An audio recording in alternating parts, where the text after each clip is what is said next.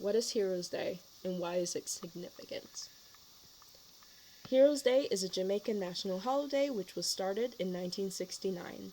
It is celebrated on the third Monday in October and commemorates our 7 national heroes who have all made significant contributions to the development and independence of modern-day Jamaica. First, a brief overview of recent Jamaican history. In 1655, Jamaica was captured and colonized by the British, who expelled the Spanish, who had officially settled the island since 1509, starting 15 years after Columbus first discovered Jamaica on May 3, 1494. Quick thing to note, though the Spaniards introduced slavery to the island, its development was overseen by the British. Between the years 1934 to 1939, riots began against the British's racial policies and rampant wealth inequality. A direct quote from Wikipedia as to the cause of the unrest reads, "Social conditions deteriorated as unemployment and underemployment increased, which an inadequate social welfare system could not address.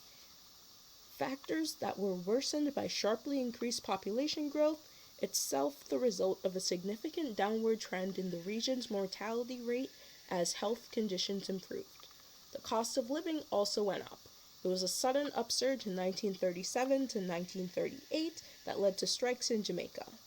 Including shutdowns on emigration, it was a recipe for disaster as the Jamaican people felt cut out from choice and opportunity. After many long years, Jamaica finally achieved its independence on August 6, 1962. First named in 1969, our 7 national heroes have all contributed and sacrificed for the independence and betterment of Jamaica and the Jamaican people. Who are they? Paul Bogle, unknown to 1865. Bogle was a Baptist deacon and activist who advocated for better treatment of all people in Jamaica. He educated the people and brought forward the teachings of the Bible, preaching a message of peace over violence. He led many rebellions in the search of freedom. Sir Alexander Bustamante, 1884 to 1977. A politician and labor leader who became the first Prime Minister of Jamaica after its independence in 1962. Marcus Garvey, 1887 to 1940. A proponent of black nationalism in Jamaica and the United States.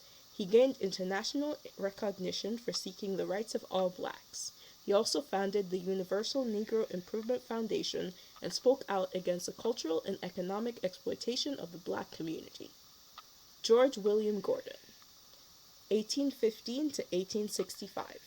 A businessman, politician, and magistrate who pushed the British government for major reforms in infrastructure, local government, health, banking, and education before his execution by the then Jamaican governor Edward Eyre, leading to a huge dispute in Britain. Norman Washington Manley, 1893 to 1969.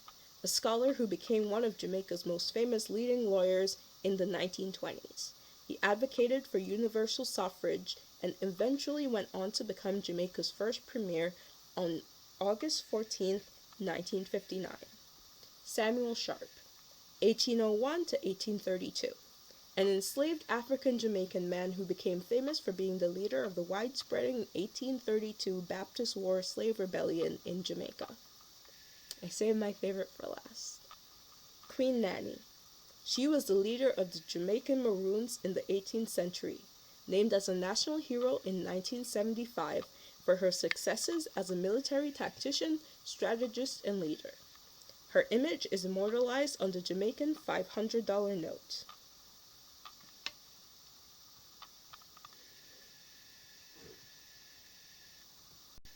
I just wanted to say, growing up and learning about our heroes in school, it never really clicked to me their significance. It took me growing up and building my own relationship with my culture, forming my own opinions to truly understand just how hard they fought for us. I still remember calling Sir Bustamante Bustafanti growing up and looking at the portraits of the heroes painted on the wall of our courtyard and saying, boom, in the national anthem. This isn't distant history. My great-grandmother is 107 years old, which means she still remembers the time before independence. She was alive before Queen Elizabeth took the throne.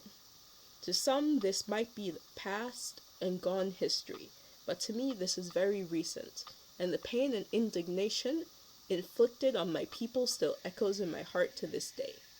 I will never look past the pain the British government has caused my country and my brethren. This isn't just history. It's a blood-soaked legacy that hasn't been answered for.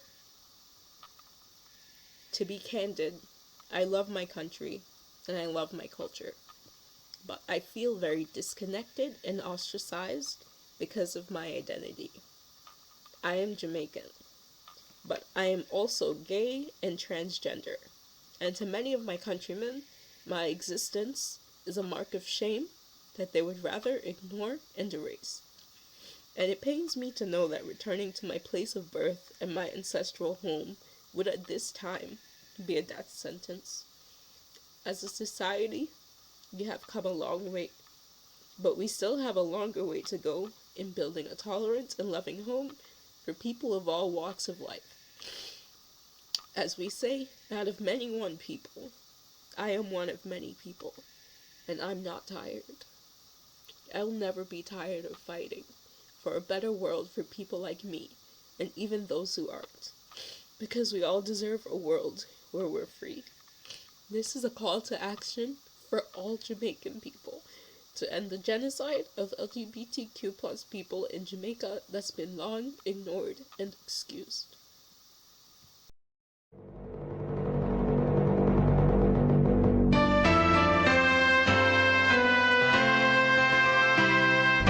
Eternal Father, bless our land, guide us with thy mighty hand, keep us free from evil powers, be our light through countless hours, to our leaders, great defenders, grant true wisdom from above.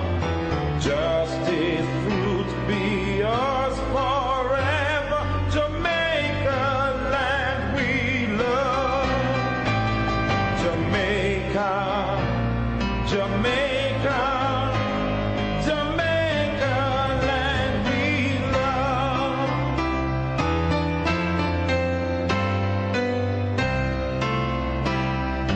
Teach us true respect for all. Response to duty's call, strengthen us the weak to cherish, give us visions lest we perish, knowledge sent us heavenly